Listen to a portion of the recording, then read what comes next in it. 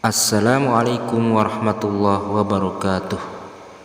Pemirsa media Nusantara di seantero Indonesia, jauhilah olehmu 7 perkara yang merusak akidah dan keimanan, merusak amal perbuatan yang sudah kita kerjakan, merusak sendi-sendi kehidupan sosial, singkatnya merusak segala hal di dalam kehidupan kita. Satu di antaranya adalah membunuh orang lain dengan cara yang tidak benar. Pemirsa media Nusantara, akankah terbukti saat ini ceramah Kiai Haji Zainuddin MZ bagaimana menyelamatkan manusia dari bahaya Perang Dunia Ketiga? Mari kita simak bersama-sama. Sebelumnya silahkan subscribe, like, komen, dan share agar bertambah manfaatnya. Wa qatlan nafsil lati harramallahu illa bil haq, membunuh orang lain dengan cara yang tidak benar, membunuh orang yang diharamkan oleh Allah Subhanahu wa taala untuk melakukannya kecuali dengan alasan yang benar. Kita tahu Islam adalah agama damai sesuai dengan namanya. Ia tidak dikembangkan dengan pedang dan kekerasan. Ia dikembangkan dengan keteladanan dan tuntunan moral. Oleh karena Islam bukan agama kekerasan, Islam pun tidak mementingkan dan mengajarkan kekerasan kecuali dengan alasan yang benar dan bisa dipertanggungjawabkan.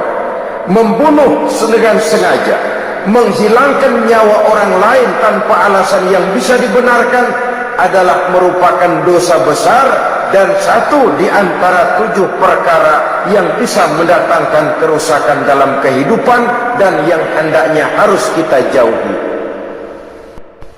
Saudara-saudara kaum muslimin rahimakumullah, beberapa waktu yang lalu di sebuah kota kecil yang indah bernama New Auckland, saudara tahu New Auckland?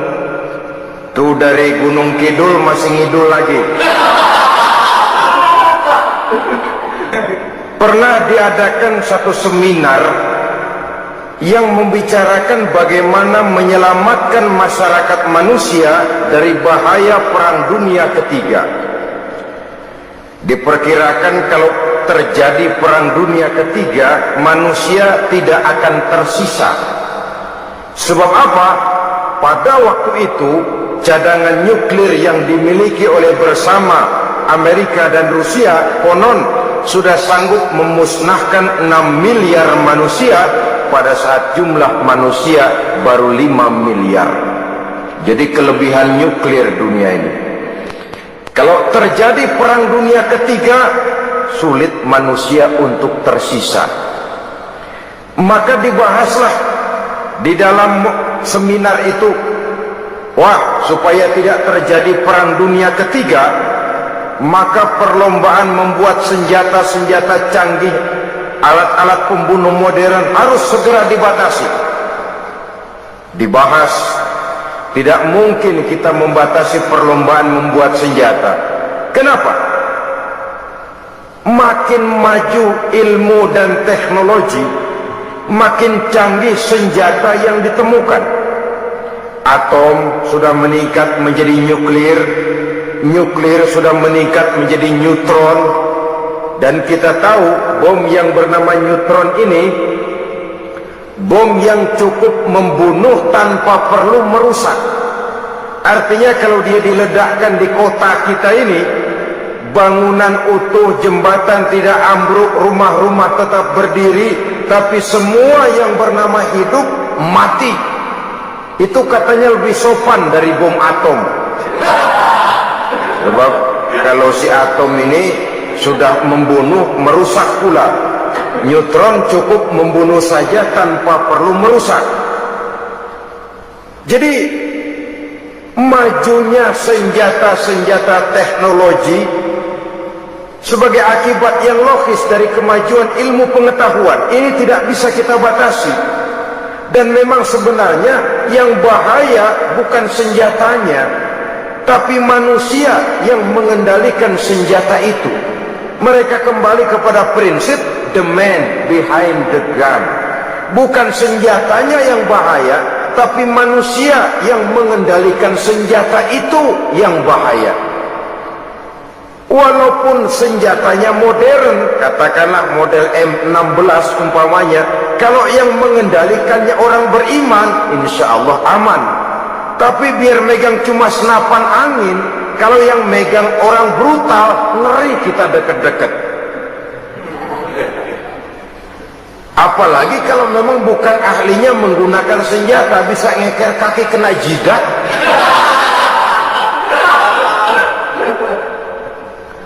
Mereka kembali kepada prinsip lama yang tetap baru. Bukan senjatanya yang harus dibatasi, manusia yang mengendalikan senjata itu yang perlu dibicarakan. Nah, kalau begitu, agar manusia tidak mempergunakan senjata sewenang-wenang, apa yang harus kita lakukan? Ya, manusianya harus bermoral. Ya, tapi moral yang mana? Di dunia ini banyak ajaran tentang moral. Itu pun mudah saja. Di sini kan kita undang saja ahli dari berbagai agama untuk membicarakan konsep perdamaian menurut agamanya masing-masing. Baik, setuju itu? Setuju. Maka tampillah para ahli agama, mereka kembali kepada prinsip moral daripada konsep yang terkandung di dalam ajaran agama untuk menegakkan perdamaian. Mula-mula naiklah ahli dari agama Hindu, dibacakan konsep perdamaian menurut ajaran agama Hindu, bahwa untuk damai manusia harus meninggalkan nafsu keduniaannya, menempuh samsara dan sebagainya untuk mencapai nirwana, menjauhi kemegahan dan kemewahan dunia. Ini lalu dibahas, rasanya juga tidak mungkin ini. Kemudian dari agama Nasrani, bahwa untuk damai manusia harus menciptakan sifat kasih sayang. Kalau ditampar pipi kiri, berikan pipi yang kanan. Kalau diberikan selendang, berikan baju. Nanti orang kasihan, lalu dia tidak akan nampar lagi. Ketika ini dibahas, ternyata rasanya pun tidak mungkin bisa diterima. Karena apa? Di zaman sekarang orang ditampar pipi kiri, dikasih pipi kanan. Bukan kasihan, gemes.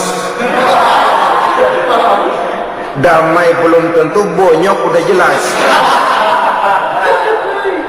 Lalu ketika dibacakan konsep perdamaian menurut Quran, di mana disampaikan ayat wa jazaa'u sayyi'atin sayyi'atun misluha faman afa wa aslaha fa ajruhu 'ala Allah. Balasan terhadap satu kejahatan adalah kejahatan yang seimbang.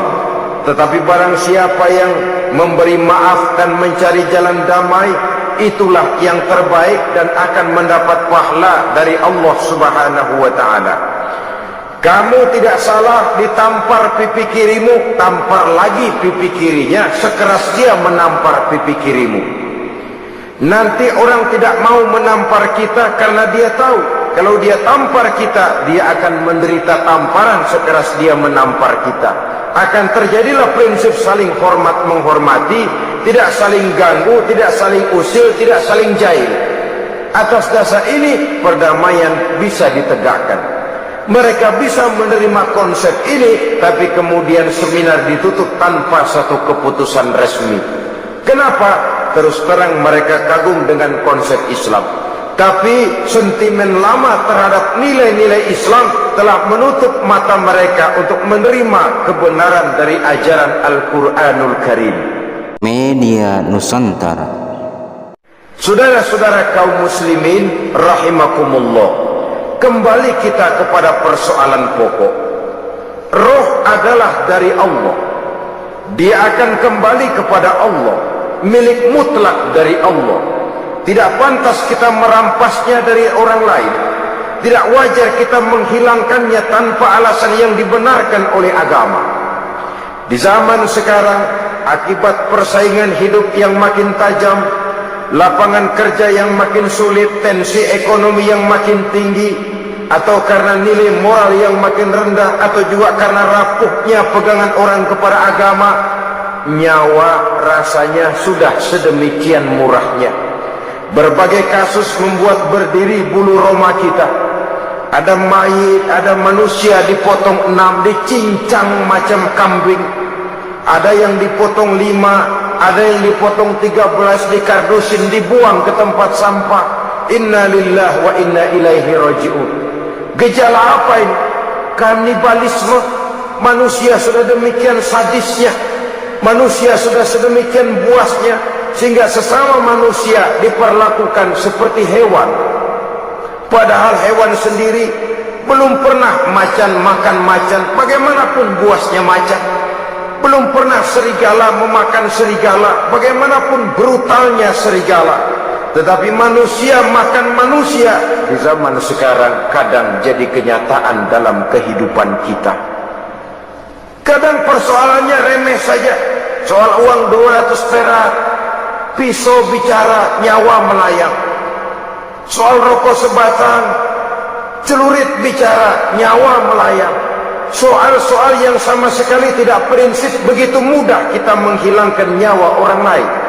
Padahal Nabi pernah memperingatkan, apabila 2 orang muslim sudah berkelahi dan berbunuh-bunuhan, al-qatil wal maqtul finnar, yang membunuh dan yang terbunuh dua-duanya neraka. Sahabat heran, ya Rasul, kalau yang terbunuh, kalau yang membunuh masuk neraka itu sih wajar, tapi yang terbunuh kenapa neraka juga?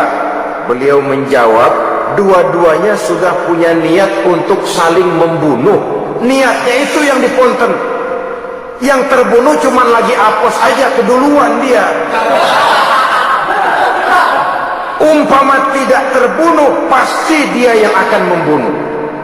Oleh karenanya al-qatil wal maqtul, yang membunuh dan yang dibunuh finnar, dua-duanya masuk ke dalam neraka. Islam menghormati kehidupan, tidak hanya terbatas kepada sesama muslim.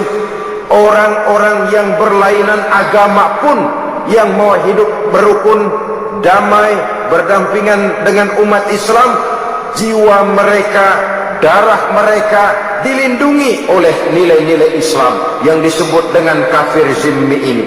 Mengganggu mereka sama saja dengan mengganggu aku, kata Nabi. Jadi oleh karena itu, sayangilah sesama. Kehidupan adalah anugerah Allah, bukan wewenang kita untuk mencabutnya dari orang lain, bukan wewenang kita untuk merampas dan menghilangkannya dari orang lain. Apa yang tidak enak terjadi pada diri kita, begitu pula lah apabila terjadi pada diri orang lain. Sehingga Nabi mengatakan, la yu'minu ahadukum hatta yuhibba li akhihi ma yuhibbu li nafsihi. Belum dikatakan beriman seseorang kamu apabila dia belum mencintai saudaranya seperti ia mencintai dirinya sendiri. Apa yang enak dirasakan oleh orang lain, enak juga dirasakan oleh dia. Mengukur orang lain dengan diri sendiri. Kalau orang lain tanpa salah saya fitnah, kalau saya tanpa salah difitnah orang, enak apa enggak? Enggak, orang lain juga begitu. Kalau orang lain tanpa salah saya tempeleng kepalanya, enak apa tidak? Tidak. Orang lain juga begitu. Yang tidak enak terjadi pada diri kita, tentu tidak enak juga kalau terjadi pada orang lain. Mengukur orang lain dengan diri sendiri, sehingga tidak timbul sifat egois, tidak menari di atas bangkai orang lain, tidak mendirikan kebahagiaan di atas untayan air mata orang lain. Sehingga dengan demikian, saudara-saudara, dia bisa menghormati kehidupan, menghormati orang lain sebagaimana dia ingin dihormati. Inilah perbuatan ketiga yang merusak, membunuh orang lain dengan yang diharamkan Allah tanpa alasan yang benar. Pemirsa Media Nusantara, terima kasih, semoga bermanfaat. Wassalamualaikum warahmatullahi wabarakatuh.